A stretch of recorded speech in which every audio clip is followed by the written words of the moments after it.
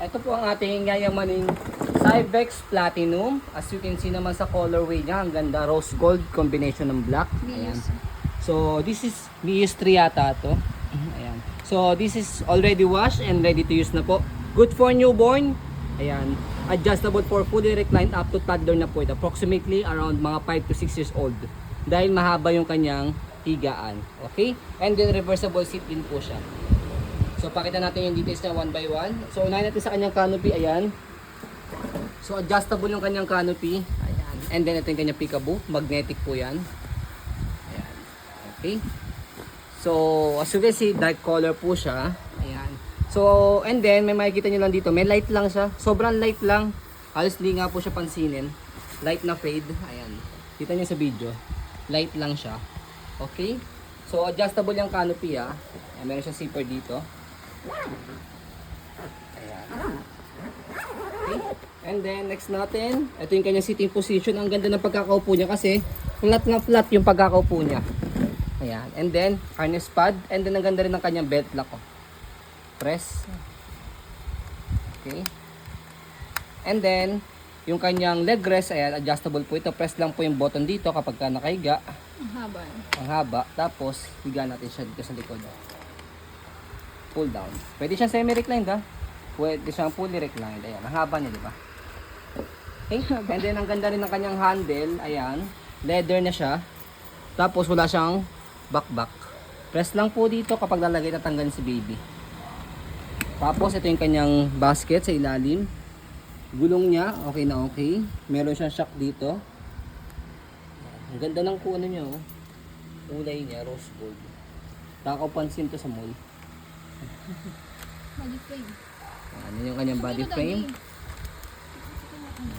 We're not sure kung aluminum to or stainless. Yung body frame niya. Ayan. Okay, next natin sa likod. So dito siya ina-adjust pag gusto sa semi-reclined or fully reclined or nakaupo. Okay, yan yung likod niya. So air mesh po siya. Comfortable kay baby. May logo siya rito. Basket. Gulong, okay na okay. Ayan. Tapos, ayan. Stopper. Ayan. Okay na okay stopper niya. Wala problema.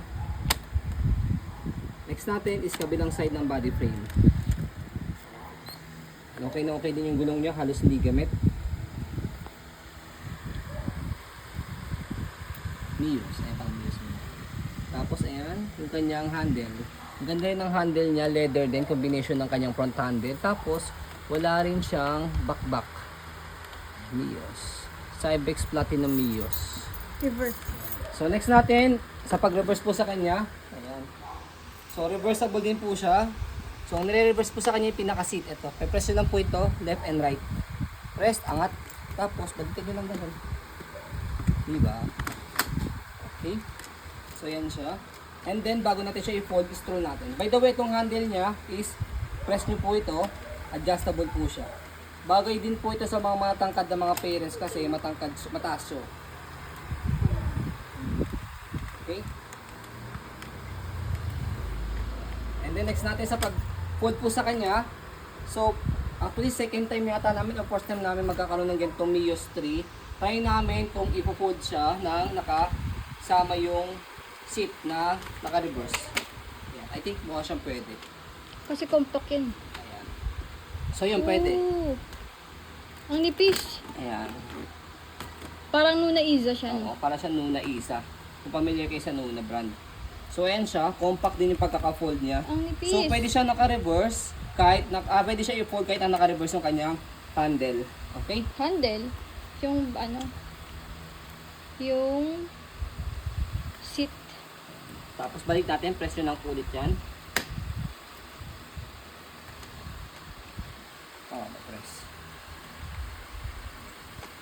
Ay, Wala siyang lock. hindi. Press natin. Lumusot lang ito. Lumusot lang yung lock niya rito. Canopy niya. Yan. Angat yan. Handle. Tapos, angat nyo po ito. So, that's it. Ito, tanggal ito. Ayan. Okay? So, ayun siya. So, pwede siya, kahit naka-reverse yung kanyang seat, pwede siyang i-fold. Kasi bihira or Very rare. Very rare yung ganong stroller na naka-reverse tapos pwede siyang i-fold. Okay? So, kaya tinesting namin kung pwede siya. So, pwede naman siya. Okay? Harap or likod. So, yan po as you can see, very details po kami sa po pag video kasi amin siya policy. No refund, no exchange. What you see is what you get. So, yan po maraming salamat. Have a nice end. God bless po.